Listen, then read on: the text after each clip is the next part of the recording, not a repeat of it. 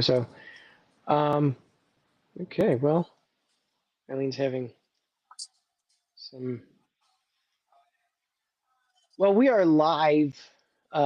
We hit the button, but Eileen's having some camera difficulty. She's kind of behind the curtain, a little bit, little camera difficulties.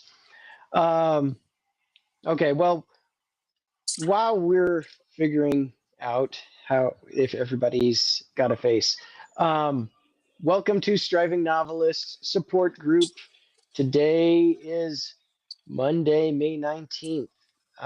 We are past the Ides of May, if that's a thing. Um, anybody? I don't know. We should start counting the Ides of every month now. I think they're all dangerous. Um, oh, there's Eileen. Okay, so yeah, so I'm Michael Stubblefield. I realized last week we should probably be doing some introductions. We've got with us today. We've got Jack, Alex, Josie, Michelle, and Eileen. Um, I yeah. So now we have everybody's names. Something that we have been. Oh, here comes Elisa. Okay, great. Here's Elisa. She's joining as well. So she made it. So wow, this is a full one. My goodness. We're kind of rotating in everybody catch can. So we don't everybody doesn't always make it to every single one.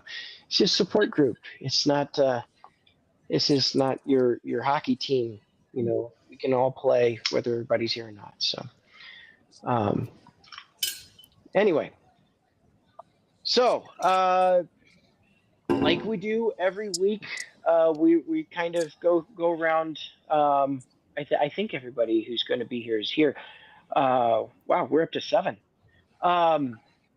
So yeah, if we're just going to go around the call here, and everybody who can talk about like their last week's writing adventures and what happened, what they kind of maybe wish had gone better, or how celebrate some successes. So I'm going to volunteer.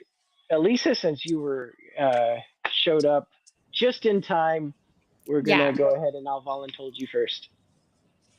So last week, okay.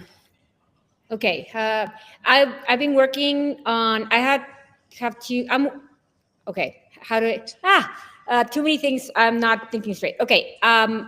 One of the things that happened lately is that my manuscript got picked up by an agent. So, yay! Yeah. I've been working on this manuscript for forever, and it feels a sense of accomplishment and also of big responsibility to take it through. But for now, it's not. I'm waiting on notes to start the editing process with the agent and then the follow-up. And so how I'm approaching this is it's another step, and I'm working even harder to be able to get this book to where it needs to be. But for now, I can't touch. I'm not touching it yet until I hear back. So that's on pause. So in the meanwhile, I dug up another manuscript, another novel that I had finished in the program, and I started reading it again, and I didn't even remember how it started. It was amazing. I hadn't touched it in 2 years. So I'm also like, oh, okay, this works. Let me just continue. And some ideas that I threw around with Michelle and Josie, and I'm going to see where that lands in that project. And I also had a story that was a 600-word story because I had it for a contest, and I wanted to make it longer because I felt that it had more to give.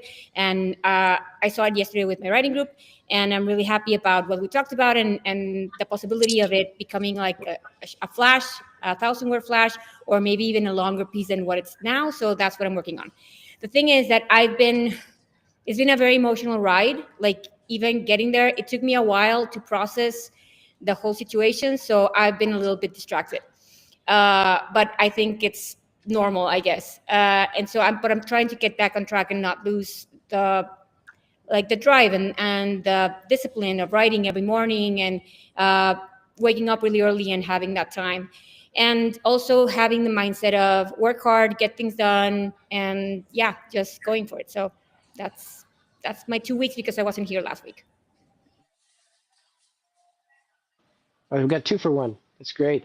I think that's actually really good, being able to find work that you've done and really after you've forgotten, like, who wrote that, and like, oh, that's impressive. Go me. So really like that. Yeah, Think it felt that's something like that. Yeah, like, okay, I had a prologue to this novel that I had forgotten I had written. I remembered like the first scene, but I remember this, and I was like, okay, yeah, this is good. Like, I can polish this, but it's a good start. So happy with it. Maybe we should have her go last. what's that? Maybe we should have her go last. Oh yeah, that was Follow well, that. and now everybody has to follow that. So I'm sorry if you were a little flustered getting on Elisa. It probably wasn't fair. So, but Okay. Eileen, do you wanna go next, since you're standing right next to her on my screen? Well, actually, I have a success this week. Elizabeth McKenna reached out and asked me if I would do a reading for her class. So I thank you. I'm doing a reading on Thursday, which you're all invited to attend if you wish. It's a chapter in my memoir in progress about my year at an art gallery in New York City. So I am brushing up that chapter for Thursday, and am working on an essay for the Substack humor post that's going out tomorrow. At what time is the reading with Makeda? It's 4:00 Eastern, 4 to 4:30 for me, for my slot. Cool. All right. Well, that's really good. Eileen, that's amazing. I love that. Yeah. Is that for the which class is that for? Is that for the memoir class? Or It's for her book year. book year? Okay, gotcha. Okay. Yeah. Very nice. She has it on her website for folks who aren't aware. On Elizabeth Sharp McKetta's website, there's like a kind of a year-long book kind of intensive group that Can you put that in the show notes, Michael? we can try and remember to add that to the notes after here. But yeah, it's something we can put it in chat now. Yeah. As a Jack, way of remembering. you keep popping off of mute. Are you ready to go next?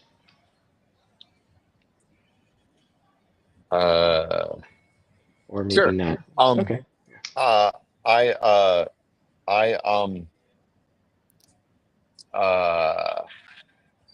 am feeling very energetic and excited to get back into working after being down for a bit. I have done some submissions in the past week. I have started on a humorous piece that I'm writing, intending to submit to McSweeney's. I'm excited about that. It's fun. It's for a small group that came out of a narratively class on memoir writing. So I'm not putting a ton of time into it, but I'm putting some time into it, and I am really enjoying it. And talking with new writers is always fun. And I've spent some time in this past week on our writing contest, Store Street Writers writing contest, Summertime Sadness. I've jumped into the first round judging, and I feel pretty good about contributing to that. And it's fun. It's a lot of fun to read and also to write 100-word stories. And that's been my previous week. Nice. Very nice. All right. Who's the next tribute?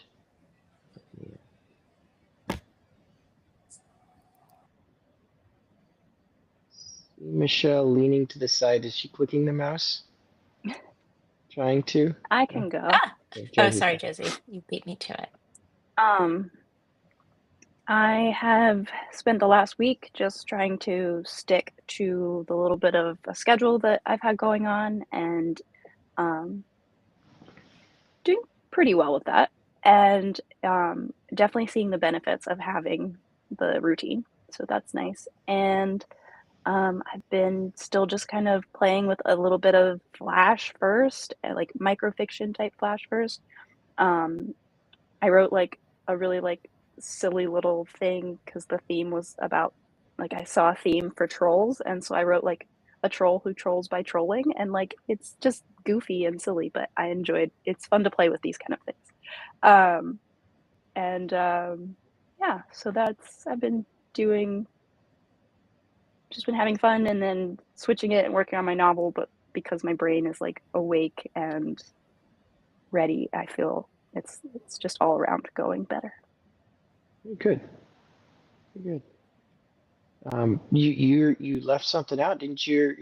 You had a publication just dropped today. Yeah. My poem, "Bring the Heavens Down," is out today in Procetrix. And yeah, there's a print edition, and then there'll be the Kindle edition will drop soon. So. All right, everybody, hit the drop it in the chat, and we'll see about getting in the. I mean, we're going to try and make sure we get some links on storystreetwriters.com as well too. So, all right, Michelle. All right, I'm jumping in next because mine will be quick. I am confessing to not having done any work on my novel this past week, which I was supposed to be doing, but I've been a little distracted getting ready with Alex and Margie, who's not here today. We're getting ready to go to Boston for our graduation next week. So that's I'm excited about that and not super focused, but I did get some work done. I had a story, my story that I entered into the NYC Midnight 100-word contest moved on to the second round. So I got a new prompt on Friday night, and then I drove Elisa and Josie crazy for quite some time with lots of questions and obsessions that I was having over my new story, because it was a thriller, which I'm not used to writing, but it was tons of fun, and all you guys were super helpful, and now I have to wait for the results, which is painful.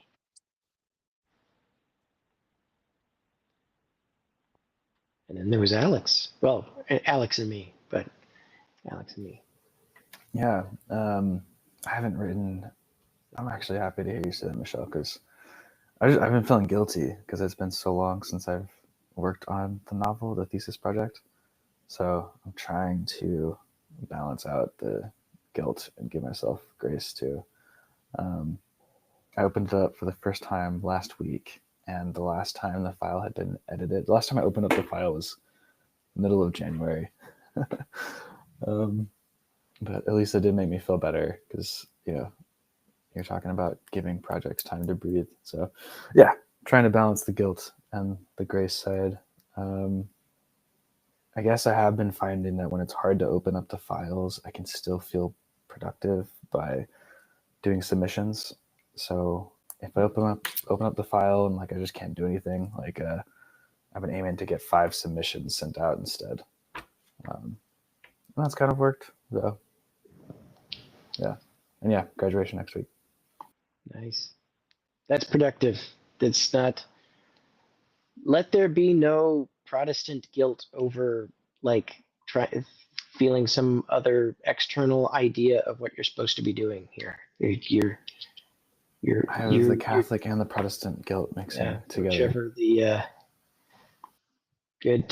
You're making good progress on what you're supposed to be doing here. So,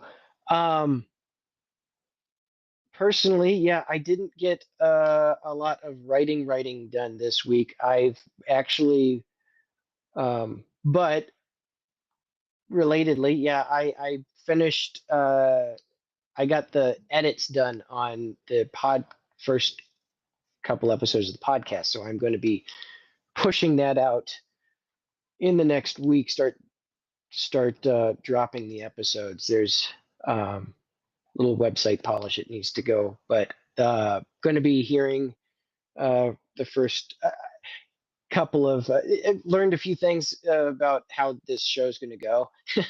So yeah, I've got that going to be dropping. I'm hoping on Thursday will be the first episode drop, and the next week we'll hear Maquetta's next week. And then so yeah, this first one's going to be David Slayton, author of the White Trash Warlock series of books, and Elizabeth Sharp Maquetta, who've already kind of name dropped here, and then the third one is Charlie Jane Anders, and then I have some other scheduling to do pretty soon, so that's the idea. All right. That's wonderful, Michael. Yeah, it's been something where I was really hoping to get them done sooner, but with everything going on, my wife's graduation, speaking of graduations, was last week, and everything is just with the end of her class and finals and everything, it just really has been something where I just decided I had to put it off to be able to keep the little baby person alive. So, but yeah, hopefully from now on it'll be a lot faster to get the edits done and everything. So today, speaking of like things not going as normal, I guess it's kind of could be a transition here. We were kind of talking about what happens when your schedule gets disrupted. Maybe that's our topic today. Like, everybody's coming up on summer. We have vacations. We have graduations. We have illnesses. We have travel. We have Eileen just with zero normal anyway, deciding to around the world in 800 days. So how do you take your writing routine? What do you do to make sure that you can still write whenever this happens? I mean, sometimes you just kind of gotta buckle up and let go, right? Mm-hmm. But then sometimes you've got something you can plan for. You have a trip or an extended time in another place. How do we do that? Well, in last summer for me, it was really hard because I had scheduled a trip. I was out for like a month, and this time I was seeking to actually do the edits to my novel, because then I had to move on to something else coming back. That was like the arrangement that I had. And I found that it was super overwhelming, and I had to stop because I wasn't enjoying the trip and I wasn't enjoying the writing. So I actually gave myself time, and I didn't feel the guilt, and I closed my computer, and I only did, because if not, it would have been getting up earlier or using the train rides or like missing out on life. So sometimes I think that I felt better when I was back in when I can. So I try to be super disciplined when life is normal. But if something comes up, I don't feel bad about just taking the time to rest and to live life, and then you get back to it. Because I think that it gets to a point when if you don't have that balance, then you're not enjoying either. And I think it even affects the writing. So for me, I would say, like, work hard when you can and rest when you need to.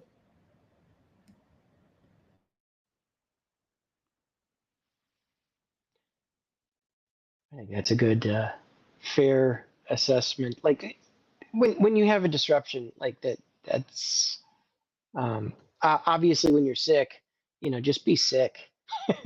But if you're, yeah, if you've got like a vacation or something like that, the point of the vacation is to vacate yourself out there and to be away from whatever you're getting away from. So, I mean, that makes sense. I mean, not everybody's going to be, the same. Some people you know, but sometimes also you have an extended trip, or you have like a planned, you know,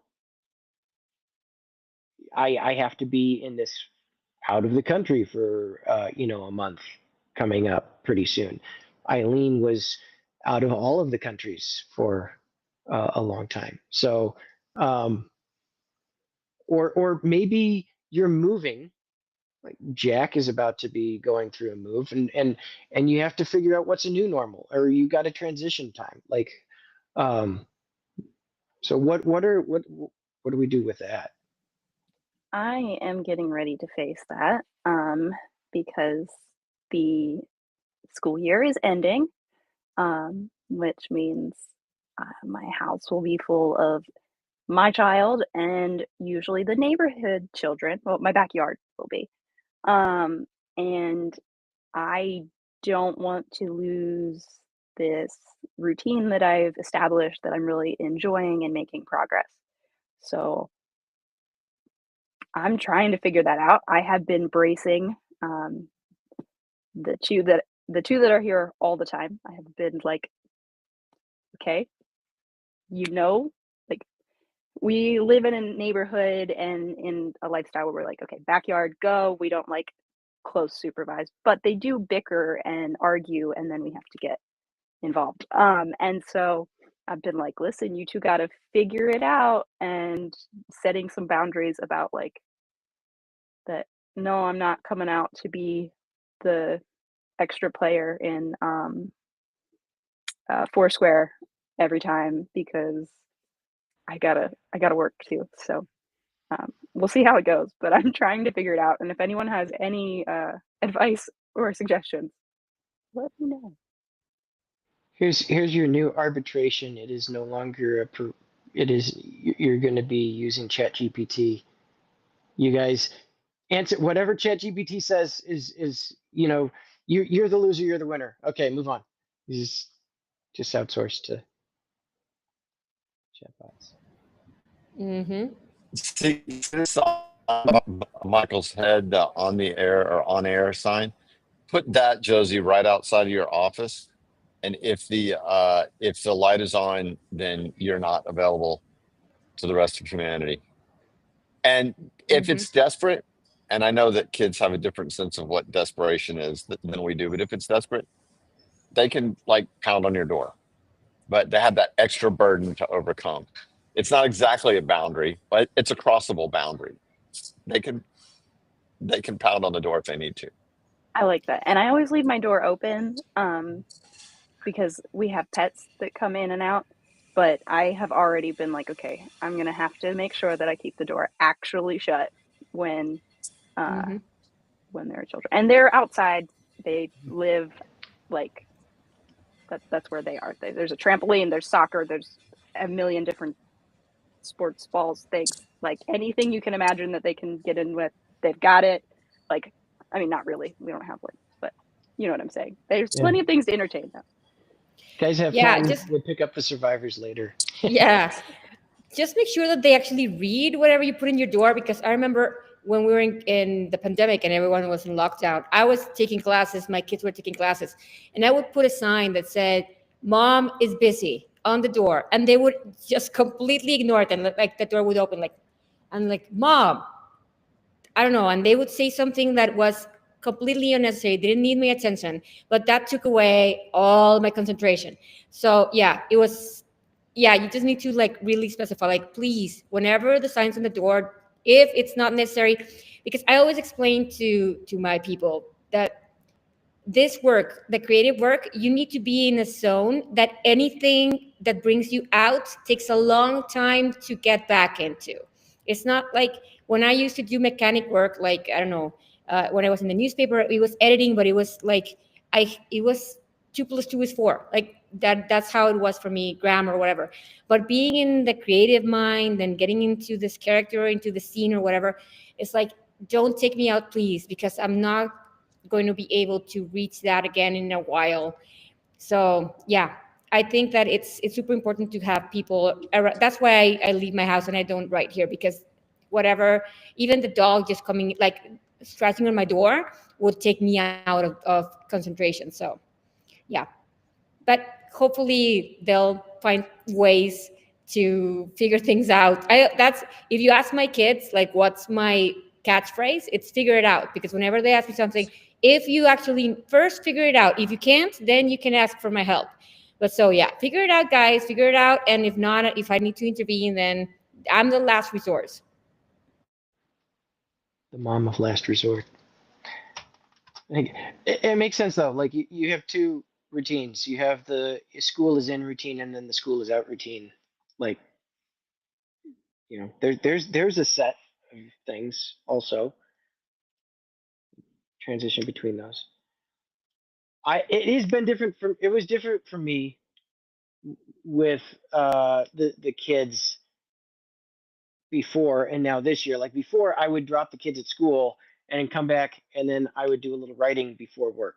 That was my new routine after no longer doing the office thing. Like before, I would like drop the kids and I would go drive to almost to the office, and then I'd stop right at the Starbucks across the street and I would spend some time at Starbucks.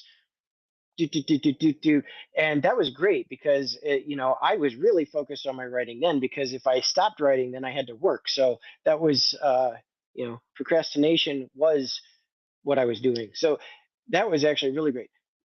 I do like the kitchen table thing after we quit doing the office thing. So I would like drop the kids at school, come back, write at the kitchen table for a little bit. Even though I've got a perfectly good like writing desk in an office, it's just where I'd end up with the coffee. And then now that doesn't work so good though. And I don't really know quite how it's going to land, but the baby doesn't do a schedule like that. We'll see. The baby's growing and getting a little bit more kind of time blocked and everything. So I'll figure that out. That was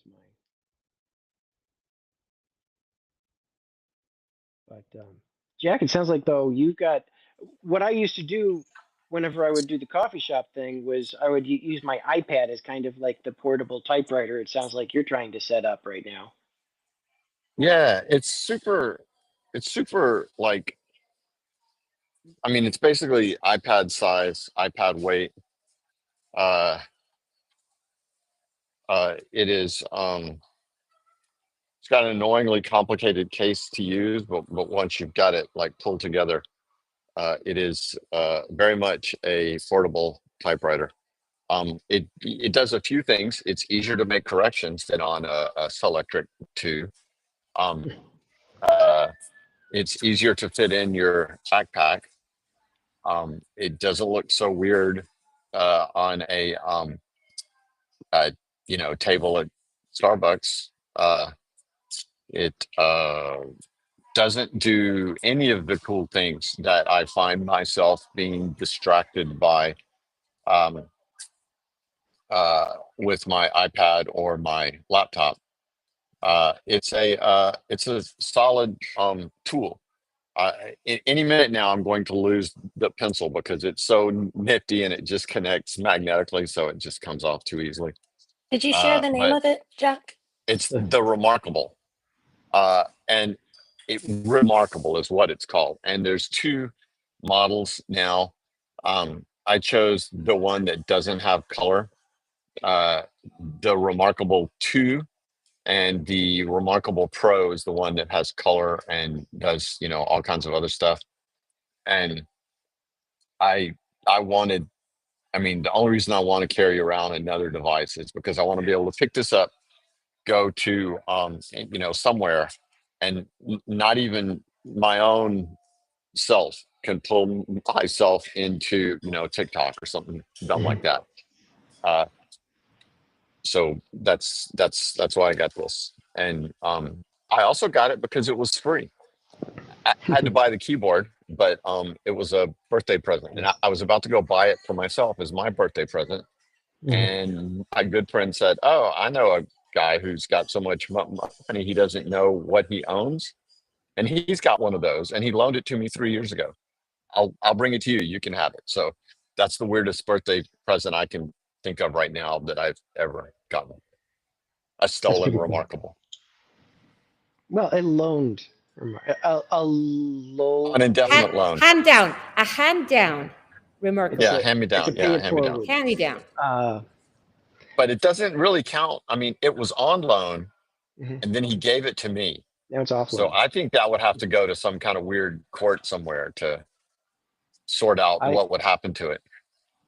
I think you go to that court in the Canary Islands, and it's outside jurisdiction. Yeah. You're in Honolulu anyway. It's close enough. So I think there's something there, though, like having your routine packaged, like whether that's like a tablet device, whether it's having like a notebook with the pen loop strap, like, and like some sort of little elastic that's got your note cards or some way of like, this is my routine, or this is my portable I am writing kit or something.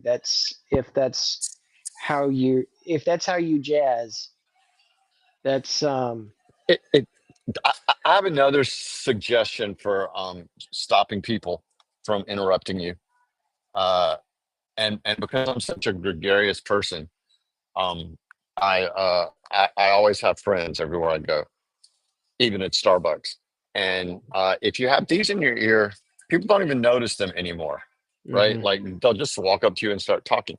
But if you're wearing these, it's more intimidating. It's harder for Very someone fashionable. to walk. Yeah, very fashionable. It's harder for someone to walk up and interrupt you. It's not a barricade, but it's a barrier that people have to push through. Yeah. Well, that's a good And point. it helps if you get in the habit of like looking angry while you're working, people are less likely to interrupt you as well. I'm working on that. I can't really do it, but it's a life goal. I like that. What happens to me? I use contacts, but if I want to write, I need to take them off and I need to wear the glasses because I see perfectly, like up close, but not from far away. I have myopia.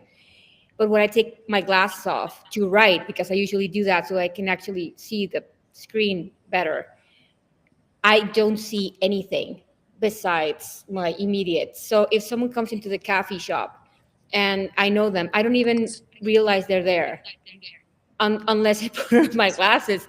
So yeah, it helps because I like block everything around and I just take them off and I don't see. And if they wave or something, they assume that I'm super focused, and that's why I'm not paying attention. So it helps. Jack's Being got blind. Lebowski. Yeah. If Jack can read lips, I just called him a freak. One of the good things about sunglasses is people can't even see if you've noticed them. Like if somebody walks by and you're working and they do this thing where they bend over and look at you right above your screen to see if you can see them. Obviously, you can see them because they're staring at you from inches above your screen. Even then, if you're wearing sunglasses, they can't tell if you've noticed. Jack is getting less and less socially inviting the more this goes on. He's just going to be. Do you keep an axe by your desk guard there dog. on your table? Listen, all you need is a good case of RBF, which is what I've got going on. People always assume I'm angry, and no one talks to me. And I think this is. I don't wear hats anymore, but I wish I had a hat. Like when you're disrupted, your routine is disrupted, and getting your routine set up. The interruptions are also part of that, and they're part of like how you deal with interruptions is also part of your routine, and that's like, okay, how can you like block the kids from the door? How can you signal to everybody that you're not hearing them and you don't want to be interrupted? Or how do you those so dealing with, it's not just like getting your writing space and your writing mindset, it's also dealing with, it's not that just The the world. outside in, it's the inside out. Yeah. And I'm going to be for a week in Atlanta with my sister, waiting for my son to get out of a pre-college thing. But it's great because I know that we can ignore each other in the best way for the whole day. Like she can work on her things, I can work on my things, and we can be very happy in silence together, like Somewhere on Peachtree comfortable. Street. Yeah. Yeah. Like, yeah. So I told her we have my mom's going to be with us the first week, and the second week, we need to send mom back, because if not, we're not going to be able to ignore each other comfortably if she's around. So yeah, that's the idea. Like mom, So lock your and mother in a she's super. closet. You have Yeah. My all the mom is writing. super chatty, like you can tell because I'm her daughter. But so yeah. Anyway, and she has nothing. She doesn't have work to do, so it's like, please, just talk about the same things over and over, because she likes to reminisce. I am kind of going to use that at least a couple times You're this muted, summer. Am I? Josie. No, I can hear her. Okay, I didn't hear you. Okay. My son likes to go out and stay with my mom for like a long period of time. And in the summer, and I have already decided and talked with her about it, that I'm gonna go, but we're not gonna tell anyone. And so they will be outside doing their thing, fixing stuff, riding tractors, doing the things that they do. And I am going to write, and then I will have food will appear because my mom cooks, and I'll be able to eat, and I will be able to work, and they are going to pretend like I'm not there, and that is going to be, I'm going to have my own little mini writing retreat. That sounds amazing. Yeah. And also, I mean, Josie mentioned it, but we've been working together, Josie, Jack, and I, in the mornings. Well, it's earlier in my time. I think Josie and Jack is super early, but it helps because you feel like obligated to show up, because that's like a routine, and it helps to have someone who's waiting on you, so that you have, and it can be 1 hour, 2 hours. Sometimes we stay up even, I guess, 4, just writing, and everyone's in their thing. But it has helped us. So I feel like the responsibility to show up, and that's great. So if anyone wants to join, it's always around 12 Harvey time. Man, you are looking really unfriendly right now, Jack. No, you're muted though. I mean, that's another thing. If you just act like you can't talk, that actually might help too. Yeah. And this is a Suicidal Tendencies flannel shirt. And so I buttoned it up like the guy in the band Suicidal Tendencies always does. I buttoned it all the way up to the top, and I feel like I'm really, what I need is a big bandana or something. Oh, you know what I need is a red hat. Because a red hat, instantly people look at you these days, right? If you're wearing a red hat that says on air. Or just hear some dog poo on your shoes, and that'll keep people away too. Yeah. No, Jack, you look like a Unabomber. They're gonna, and in Hawaii, that's a threshold to overcome. Like if you find somebody who looks like the Unabomber and you want to talk to them, you have to really want to talk to them to actually overcome the whole, like, he might kill me. I don't know. Is it too much? I mean, we're fine. We're over here on the other side of the screen. I think so. Just to kind of sum up, so that, you can. It's okay to let the routine go when things change. If you need to if you know that you need to be flexible though, and you need, like, your stuff is constantly changing, or you're going to have like constant little in and out disruptions, or something like that, then maybe try and package up a routine, like, in a way that, and think about your social distractions. Can you go to the coffee shop? Can you put on like giant cans on your ears to keep people away, so you look like an alien? What are the ways, manage your distractions as well as managing your routine. But it's all okay because it's all for you. It's not for somebody else. So it's not there. There should be no guilt either way. You're I right, have a Michelle. suggestion for one part of the routine that we should hold on to, and that is take notes. Like, you're walking down the street between, coffee shop A and tapas bar B, and you probably shouldn't feel guilty about not having done any writing that day. But if you have a fantastic idea about, for example, the name of a character, uh, whip out your little notebook and write it down, or your phone, or your whatever you do to take notes and write it down. Like I think stay in that hobby, that habit, Yeah. and keep it easy enough Keep it that near. you can even do it like 3 in the morning. If you wake up, you you make a quick note. So before the And Unabomber, I'm interrupting the Unabomber back now. dangerous, dangerous, I know. dangerous. I'm not scared of you, Jack. No, I was gonna say limit your expectations too. Like don't like if you're not sure how things are gonna go, I think expectations can be brutal because that's where we end up feeling guilty because we set this plan of what we're gonna do each day while we're gone or in this whatever setting. And then if it doesn't work out because you can't always control the circumstances when you're not in your day-to-day routine. So I think um, not that you have to let go completely of expectations, but let them be flexible. Yeah. Well, And let them be Yeah. your expectations yeah, too. Yeah.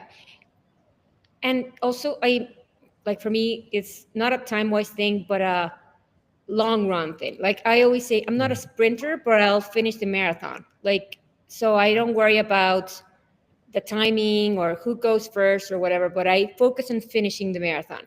And that's, I think, one of the things that helped me because I always see things through. I finish what I start. Short stories, a novel, a project, an essay. I try to always see it through because then, but it doesn't matter the timing. It doesn't matter if I had 5 minutes today, if I have 2 hours tomorrow, if I have the weekend.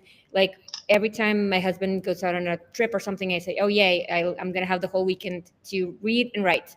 So yeah, just your pace. No one's hurrying you up. Don't worry about the other people if they're faster or slower. Just continue going. Yeah. Well, yeah, that's people that there's several books on Amazon. How I wrote 5,000 words. How I write 5,000 words a day. When you read them, a lot of times they'll be like, "Oh, that only happens sometimes," but I can usually get at least up to this amount or whatever. But even then, like, yeah, fine, but that doesn't mean that that's how writing has to happen. Like that's them, that's their books, and maybe your books take longer, and maybe certain kinds of writing take longer in general. I don't think that well-researched historical fiction is going to be necessarily, pounded out at 5,000 words a minute. So, you know, that's just doesn't work that way. So, anyway, yeah, no guilt. Your I just thought expectations. of an idea for another topic that could come from this conversation is how do you pick back up? Like, what are your strategies when you have to stop suddenly? Hmm. How do you, depending on how much time, of course, in between when you stop and when you can get started again, like Alex and I are Hmm. looking at several months where we've had this break. So maybe next time or Hmm. in the future, near Let's think future, about we it. can talk about that. I think that'd be I'd love I to know what you guys all do. I do like James's mothballing his project that he did, and I really we could talk about that. That'd be a good topic at a future state. So, Mhm. but we probably if we think we've beat this to death, we could go wrap around and talk about this next coming week if we want to. I voluntold several people last time, and I went last, and I'll go ahead and go first this time because But yeah, for my next week, I I am trying to get this podcast published. That will be like 3 writers' interviews. I'm going to try and publish them in the next 2 weeks just to get them out. So that is the primary thing. Well, sorry, no, it's not the primary thing. Is keep little person alive. Secondary thing is get the podcast out. After that, I am going to try and, like I think I mentioned last week, I'm going to try and start shifting some of my opportunistic little writing times, my daily little hey I can write now kind of things towards my um, middle grade novel in progress. So that's what I'm going to start trying to do. Whether that happens this week or next week, we'll see.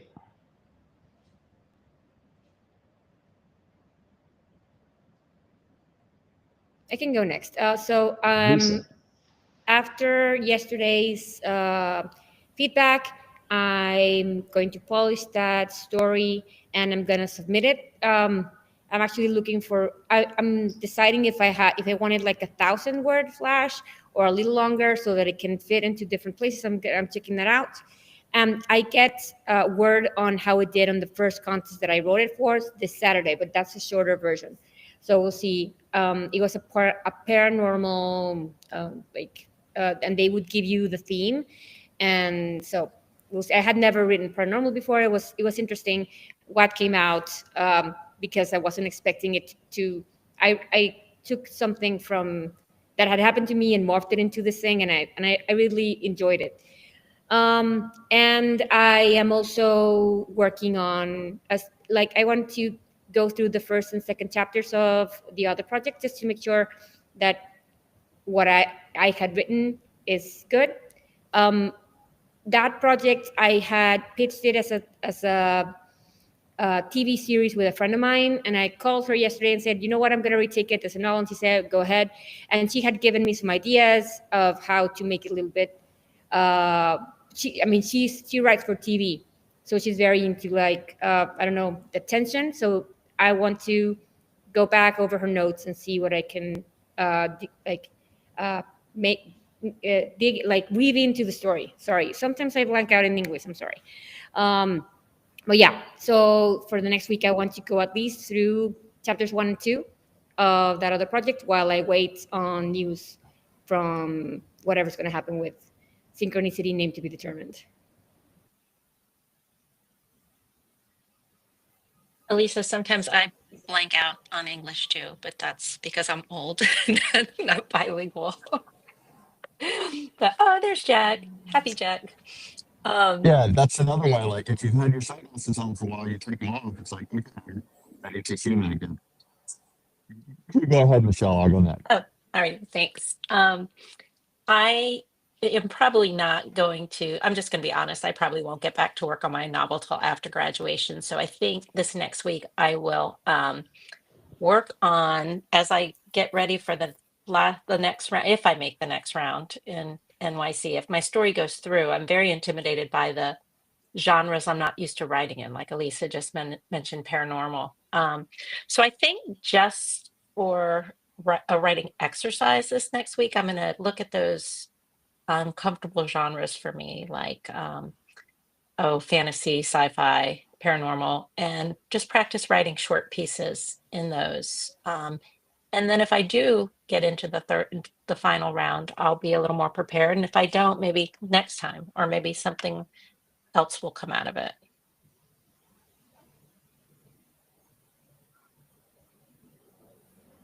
I'm also waiting for results on the short story in NYC, but that was, then they throw comedy at you.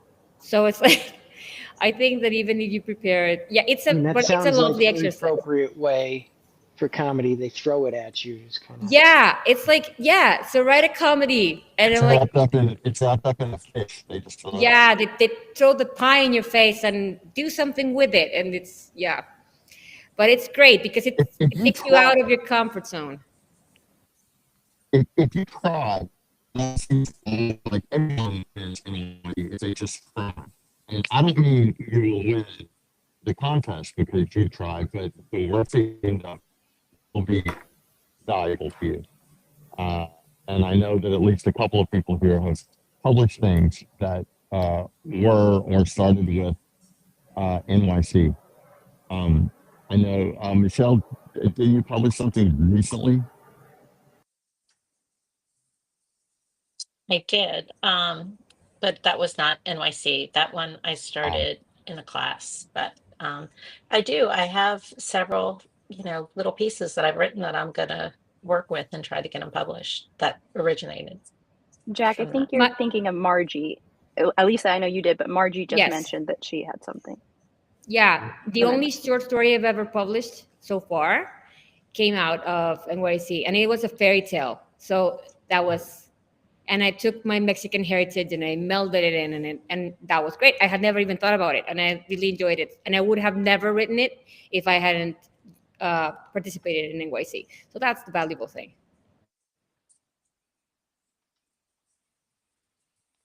Yeah, I've got a thing that matters to me. It's not published, but it placed in a contest that started with NYC. It's a short screenplay that I did okay with it. I didn't succeed in the second round, but my first round entry has been useful to me.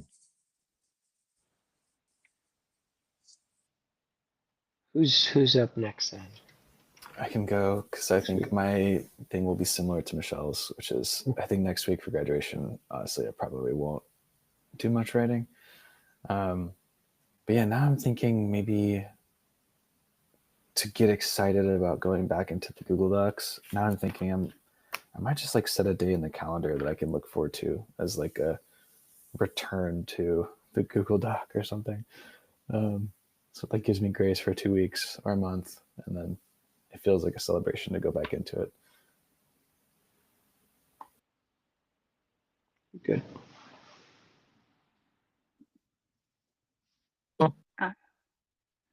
Go ahead, Josie.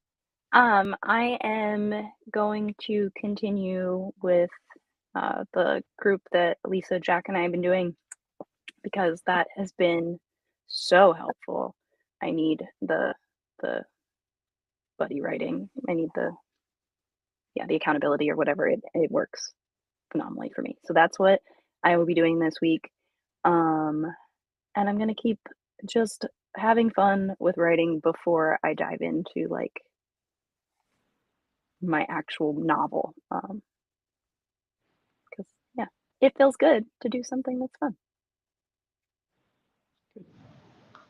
Make it fun. Keep it fun.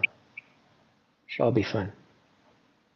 Yeah, my novel is fun. Like I don't want to like I love working on it, but sometimes I can get to where I'm like too precious or too perfect with it or too like instead of remembering to play. And oh my God, is it good? It is so good. I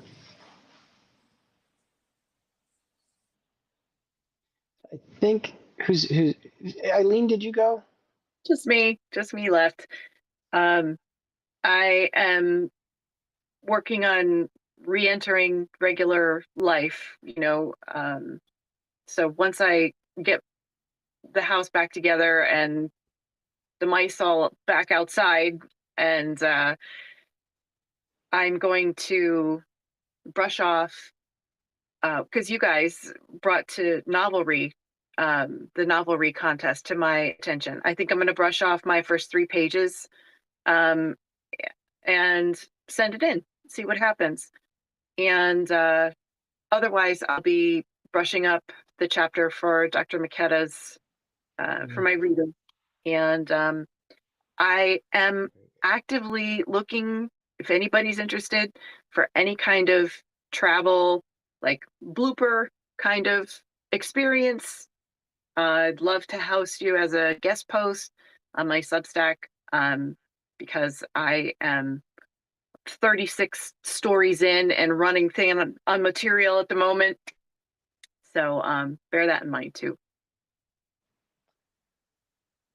Right on. So we'll look forward to maybe seeing some more when that's over. I don't know. Hopefully you get something for us as well. None. Just a little reminder to everybody who is watching, we have our a flash fiction, speaking of which, flash fiction contest going on right now. Micro Flash, it's 100-word stories. This theme is summertime sadness. That's at storystreetwriters.com. It's been submitted to Reddit and Facebook and a couple of Submission Grinder, a couple of other places, Chill Subs. Anybody happens to stumble across that, jump in. It's free. It's $100 prize. You can get a publication in the Story Street Review. So have fun with it. Again, it's supposed to be a little fun contest while you're going. So I think anybody have any final words? Oh, okay. Yeah, I also mentioned that we're going to add it in show notes after this is published. Or after this goes up on YouTube, the publication of Josie's work that happened this week, and also there's a anthology from the Harvard Brattle Street Review that a few of us are in that should go in the show notes as well. It went up yesterday, I think, on Amazon. It's available in hardback and